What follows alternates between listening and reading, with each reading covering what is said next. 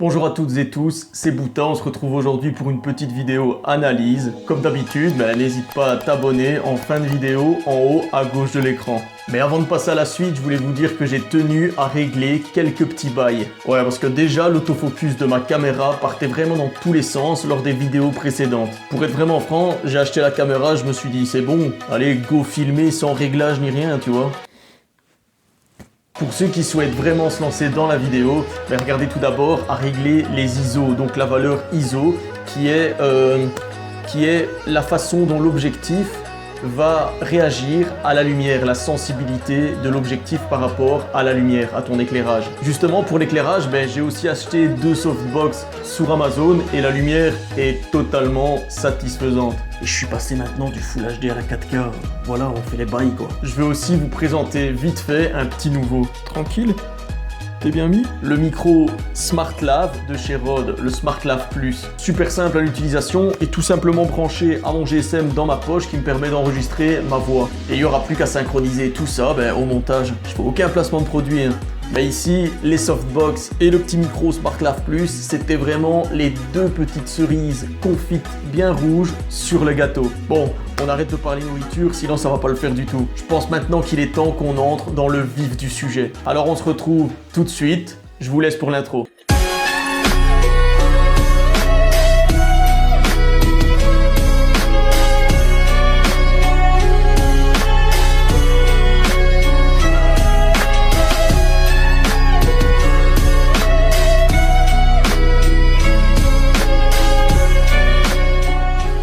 On se retrouve donc pour une vidéo analyse d'un personnage beaucoup trop badass et touchant. Un personnage qui va apparaître dans la deuxième partie de Naruto, les Naruto Shippuden. Un ninja marionnettiste du village bien connu, le village caché de Suna, donc le même village que Gaara, Kankuro et Temari. Vous l'avez peut-être deviné, Sasori. Un Akatsuki pour moi ingénieux, si ce n'est le plus intelligent, charismatique, mais avec un passé qui l'a profondément blessé. Un passé bien trop traumatisant. C'est donc tout petit, vers 3-4 ans, que Sasori va donc perdre ses parents. Les deux parents en même temps lors de la deuxième grande guerre ninja. Ces deux parents vont être tués en fait par nul autre que le père de Kakashi attaqué, le croc blanc du village de Konoha, Sakumo attaqué. Donc après le décès de ses parents, c'est Shio, sa grand-mère, qui va prendre le soin de l'éduquer, de l'élever. Elle va alors lui apprendre l'art des marionnettistes. Un art fort répandu à Suna, donc au village caché du sable. Sasori est alors déjà un petit garçon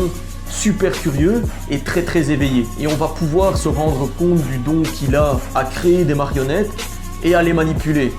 Il fait ça très simplement alors qu'il n'a que 4-5 ans. Et déjà vers 5 ans, Sasori va nous faire vivre ce don. Et surtout, la souffrance terrible de la perte de ses parents. Il va fabriquer 2 marionnettes identiques à ce que ses parents étaient physiquement. Et il y a une scène vraiment touchante où Sasori va manipuler ces 2 marionnettes, donc les 2 marionnettes de ses parents, et faire en sorte que les 2 marionnettes l'enlacent pour essayer de ressentir l'amour et la chaleur que lui donnaient ses parents. Vraiment, avec la musique en fond, cette scène est ouf d'émotion, clairement. D'ailleurs, j'en ai encore des frissons en parlant. C'est vraiment le genre de scène qui me fait trop bien cramper, genre... en mode PLS quoi. Malheureusement, même encore fort petit, Sasori va se rendre compte que les 2 marionnettes qu'il a créées de ses parents, ne sont que du bois et que ce ne sont pas des vraies personnes qui peuvent donner amour et chaleur. Et c'est de là que le chaos va débuter. Il va laisser tomber les marionnettes de ses parents que grand-mère Shio va récupérer plus tard. Vous verrez néanmoins que la relation avec ses parents, que ce soit en marionnette ou ses parents décédés, ne va pas s'arrêter là. Après un début d'adolescence du coup à Suna, au village caché du sable, Sasori va prendre l'initiative à 15 ans de s'enfuir du village. Enfin, prendre l'initiative, c'est pas vraiment le cas. En fait, Sasori, on pense qu'il a été mis dehors de son village de Suna pour des comportements assez bizarres. En fait, pour des expériences sur des êtres humains, sur des corps humains. Ouais, déjà bien sombre pour un gars de 15 ans. Il va quasi directement être recruté par une organisation criminelle bien connue dans les Naruto Shippuden, l'Akatsuki. Et c'est totalement logique. À 15 ans, Sasori est déjà beaucoup trop puissant et peut déjà manipuler un bon nombre de marionnettes en même temps. Un peu comme la politique quoi. Dans un premier temps, Sasori va faire équipe donc dans l'Akatsuki avec un antagoniste de Naruto Shippuden beaucoup trop badass, Orochimaru. Ils vont sûrement être associés dans un premier temps pour leur passion commune sur les corps humains. Mais à partir d'un moment, Orochimaru va vouloir faire chemin solo et quitter l'Akatsuki. C'est alors Deidara, un autre antagoniste de Naruto Shippuden, qui va le remplacer auprès de Sasori. Et c'est à ce moment-là que donc Sasori, le marionnettiste déserteur de Suna, va complètement péter un plomb. Il va partir en direction de son ancien village et il foutre le bordel avec son armée de marionnettes. Et par-dessus tout, il va assassiner le 3e Kazekage en place à ce moment-là. Je vous rappelle que quand on parle de Kazekage, on parle en fait du ninja le plus puissant de Suna. Donc imaginez, et Sasori devait avoir 15-16 ans, alors imaginez comment il était déjà beaucoup trop puissant. En plus de ça, après avoir assassiné le 3e Kazekage, il va tout simplement récupérer son corps pour le changer, pour le transformer entièrement en pantin. Et il va en faire, en fait, sa pièce maîtresse au combat. Pour vous dire à quel point Sasori a l'esprit torturé. Et même en l'ayant changé en plus en marionnette, il va pouvoir conserver les capacités beaucoup trop redoutables du 3e Kazekage. Des capacités Jiton qui permettent de contrôler les éléments magnétiques ou tout simplement la force magnétique. Et ainsi de contrôler grâce à son chakra le métal ou encore pire la limaille de fer. À partir de ce moment, Sasori va être renommé tout simplement Sasori des Sables Rouges. Des Sables Rouges en fait pour le sang qu'il aura versé à Suna, qui est son village natal. Imaginez que même avec l'éducation et l'amour qu'aura pu lui donner sa grand-mère lorsqu'il était petit, donc sa grand-mère Shio, c'est le traumatisme qui a pris le dessus. Et Sasori est devenu un réel sociopathe, vraiment avide d'empathie et assoiffé de sang. Alors vous allez me dire, mais comment il a pu battre le Kazekage? Il l'a battu en fait avec une marionnette qu'il s'était construit un peu après être entré dans l'Akatsuki, Iruko. Un pantin un peu sous la forme d'un scorpion dans lequel en fait il va se cacher. Une sorte un peu d'armure ultime. Une deuxième enveloppe. On l'appellera alors le scorpion des sables rouges. Et je pense vraiment que c'est pas par hasard parce que comme Suna est situé dans le désert et que le scorpion va vivre donc dans des zones désertiques, je pense que c'était voulu de la part des réalisateurs pour faire le lien et pour rappeler en fait les réelles origines de Sasori, même caché dans sa marionnette Iruko qui ressemble à un scorpion. Iruko va se déplacer au sol avec une grosse carapace un peu en forme de masque démoniaque japonais sur son dos. Franchement, la première fois qu'on voit Sasori, c'est sous cette forme, quand il est caché dans sa marionnette Iruko. Donc la première chose qu'on voit, c'est Iruko. Et on pense donc que Sasori, le visage qu'il a, c'est celui de sa marionnette. Et tu sens très bien que le gars, il est pas là pour rigoler, il fout vraiment trop les boules. Le dos de sa marionnette va alors être déjà bien protégé avec une sorte de masque démoniaque là qu'il a sur son dos. Il est vraiment assez solide. Mais il va réussir à couvrir tous les autres angles par lesquels on pourrait l'attaquer grâce à ses 2 bras et une queue de scorpion à l'arrière beaucoup trop longue. Et pire encore, une fois revenu dans l'Akatsuki, grâce à son don qu'il a pour créer et manipuler les marionnettes, il va transformer son propre corps en pantin, une vraie poupée, et figer ainsi son âme dans un corps d'adolescent de 15-16 ans à ce moment-là. Il va comme ça en fait se rendre insensible au genjutsu, donc les techniques d'hypnose, ou encore à la douleur, parce que son corps ne sera fait que de bois. Et surtout, il va se rendre infatigable, il sera bien trop endurant. Donc là, en plus de son corps transformé et invulnérable, il va nous cacher sa réelle identité grâce à Iruko, la marionnette dans laquelle il va rester caché. On dit que même dans l'Akatsuki, personne n'a encore vu son vrai corps. Ils ont toujours vu Kiruko. On dit qu'il n'y aurait encore que Deidara, donc avec qui il forme un duo, qui aurait déjà vu son vrai visage, quoi. Ouais, je suppose qu'il doit bien sortir de sa marionnette pour grailler quelque chose, ou je sais pas, ses besoins. Oh mec, tu les fais où, toi, tes besoins?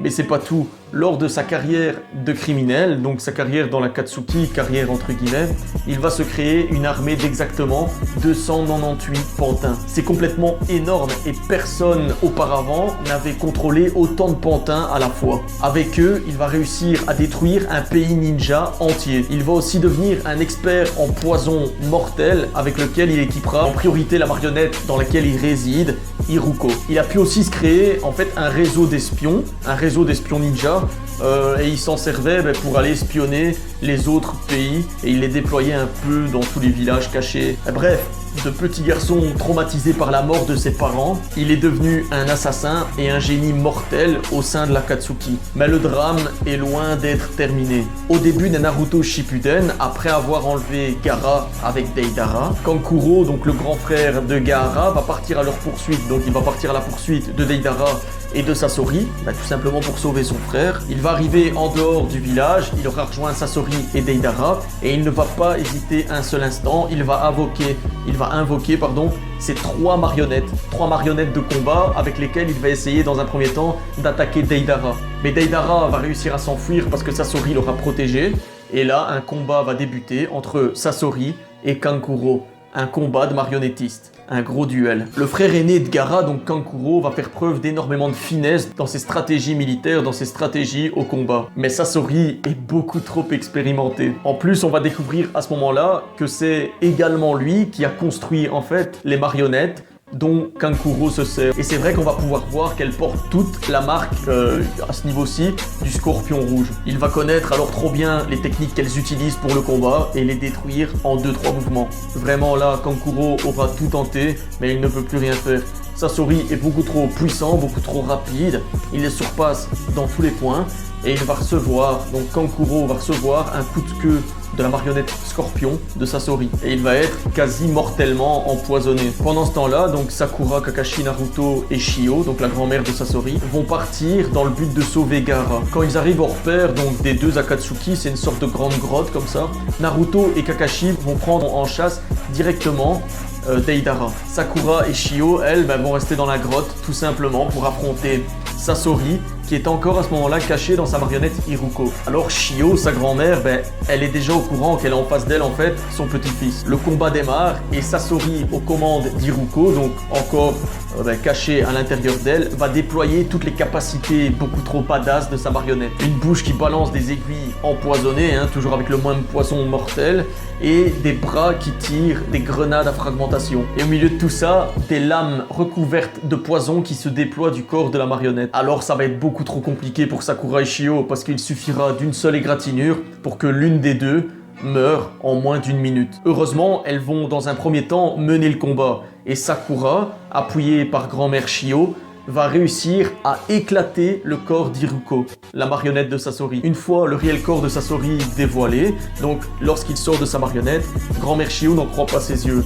Voilà, elle ne pensait pas que son petit-fils pouvait aller aussi loin dans son esprit torturé. Parce que c'est vrai, le vrai corps de Sasori, mais également son esprit tordu, sont enfin dévoilés. Un corps d'adolescent de 15 ans, même après toutes ces années passées. Et là, personne ne s'attend à ce qu'en fait Sasori soit une personne cachée dans le corps d'une marionnette. Le combat va reprendre de plus belle et Sasori va se montrer sous son vrai jour. Il va sortir sa marionnette maîtresse en l'invoquant, qui n'est nul autre que le 3e Kazekage. Il va l'utiliser alors contre Sakura et Shio. Alors là, Shio ne va clairement pas vaciller et elle va, elle, sortir en invoquant les deux marionnettes que Sasori avait abandonnées lorsqu'il était petit, après les avoir créées.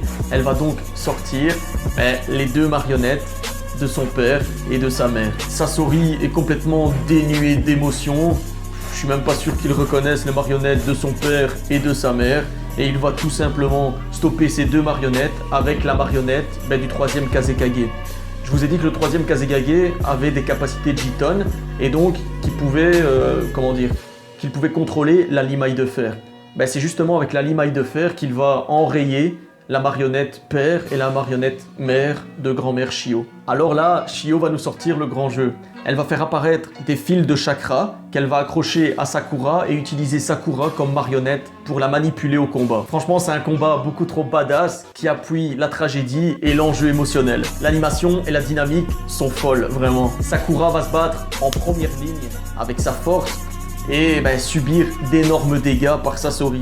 En fin de combat, donc Sakura est un peu out avec le poison, elle est complètement dans le gaz, mais c'est grand-mère Shio qui va reprendre les rênes. On va assister à un affrontement intense entre une grand-mère désespérée, déçue et un peu culpabilisée que son petit-fils soit devenu comme ça, face à un garçon marionnette maintenant, brisé émotionnellement par la mort de ses parents et la cruauté humaine en fait. Sasori va enlever sa cape et on va pouvoir apercevoir à ce moment-là son corps entier de pantin. Avec en fait, dans la partie supérieure gauche du cou de son buste, son cœur, le dernier élément organique qui lui reste. Vous voulez que je vous dise quoi de plus? Il est beaucoup trop fort. C'est là que Shio et Sakura vont comprendre que si elles veulent le battre, si elles veulent arriver à la fin de ce combat, c'est son cœur qu'elles devront détruire. Un paradoxe pour moi qui est beaucoup trop bien amené en fait. On remarque que Sasori, totalement dénué de sentiments, à garder en fait comme dernier élément humain son cœur. Sasori va alors déployer sa technique ultime, le Ito Kugutsu. Elle va lui permettre de déployer 100 pantins avec des lames empoisonnées. Shio va là être complètement choquée en fait du nombre de pantins que peut contrôler son petit-fils en même temps. Elle va dire à ce moment-là que le talent d'un marionnettiste, on va le calculer au nombre de marionnettes qu'il va pouvoir contrôler simultanément. On va pouvoir se rendre compte là que Sasori en fait c'est le maître des marionnettes, clairement, le maître des marionnettistes. C'est un peu Stromboli dans Pinocchio quoi, tu vois. Face aux 100 marionnettes de Sasori, Shio va déployer, elle, sa technique, Jiki Chikamatsu. Elle va déployer 10 pantins, mais pas n'importe lesquels, les 10 pantins de Monzemon Chikamatsu, qui est tout simplement le créateur de l'art marionnettiste. Shio va alors prendre le dessus lors d'un dernier assaut et transpercer le cœur de Sasori avec les marionnettes Papa, Maman. Ce sera donc les premières marionnettes que Sasori avait créées qui vont mettre fin à ses jours. Dans un dernier souffle, il va donner des informations cruciales sur l'Akatsuki à sa grand-mère. Et on peut supposer là que le dernier assaut de sa grand-mère, il aurait pu totalement l'éviter, mais qu'il s'est laissé faire dans un acte d'ultime rédemption pour aller rejoindre ses parents. Peut-être que dans un corps de marionnette, il souffrait encore beaucoup trop en fait. Plus tard, Kankuro récupère la marionnette de Sasori, donc la marionnette de son corps, et va l'utiliser pour la 4e grande guerre ninja. De son côté, Sasori sera ressuscité par l'Edo Tensei de Kabuto, mais se fera battre par Kankuro et Sai. Finalement, Sasori c'est en fait un enfant, un petit garçon démoli par la mort de ses parents, par une mort beaucoup trop prématurée, mais aussi meurtri par la cruauté, la haine et les guerres. Un personnage membre de l'Akatsuki pour moi beaucoup trop badass. Il est trop sous-estimé clairement. En plus, il est vraiment trop creepy. Moi et les pantins, ça passe vraiment pas. C'est depuis que j'ai vu Chucky, Slappy et tout le bordel ça. Il est pour moi minimum dans les 4 premiers Akatsuki les plus dangereux. Ah bon, ça je vous spoil pas trop, ça fera l'objet d'une autre petite vidéo.